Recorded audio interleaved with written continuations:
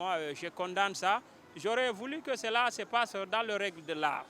J'aurais apprécié que donc, le CNRD, comme ils ont dit que donc, ils vont essayer de faire, c'est-à-dire la justice et la boussole, donc ils essayent de respecter leurs paroles.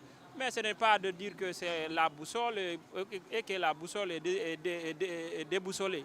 Donc ce qui s'est passé hier, donc, ça, je n'apprécie pas parce que là, vous savez, ici, c'est pas, c'est-à-dire le peuple est toujours le dindon de la farce. Donc là, trop, c'est trop. Donc moi, j'appelle quand même le CNRD quand même de revoir les dossiers, de gérer le pays de façon équitable, de façon juste. Bon, par rapport aux reprises de manifestations en Guinée, il faut se poser la question d'où vient le problème.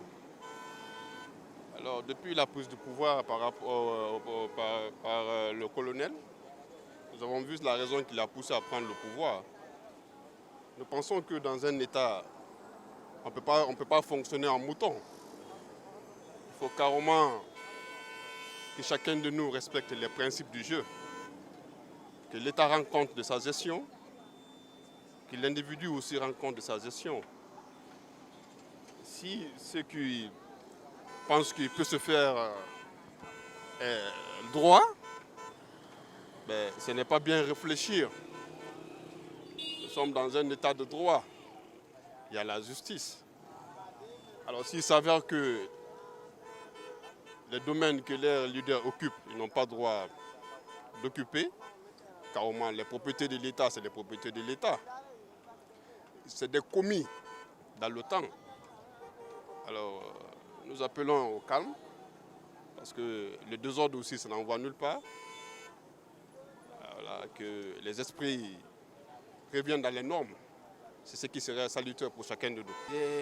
J'invite tout le monde, surtout les militants des partis politiques, à observer d'abord le silence, le calme, et aussi à regarder jusqu'à ce que le CNRD puisse faire son travail. Le gouvernement de la transition, on n'a qu'à laisser la chance à ce gouvernement jusqu'à ce que la justice que nous réclamons tous, le développement que nous aimons tous, que nous soyons maintenant en possession de toutes ces choses.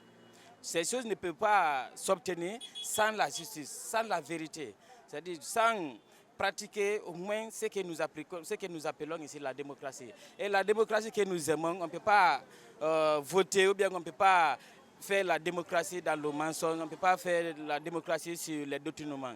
Il faudrait que tout soit corrigé d'abord et tout soit mis en place de façon correcte pour que les élections que nous attendons soient maintenant réalisées.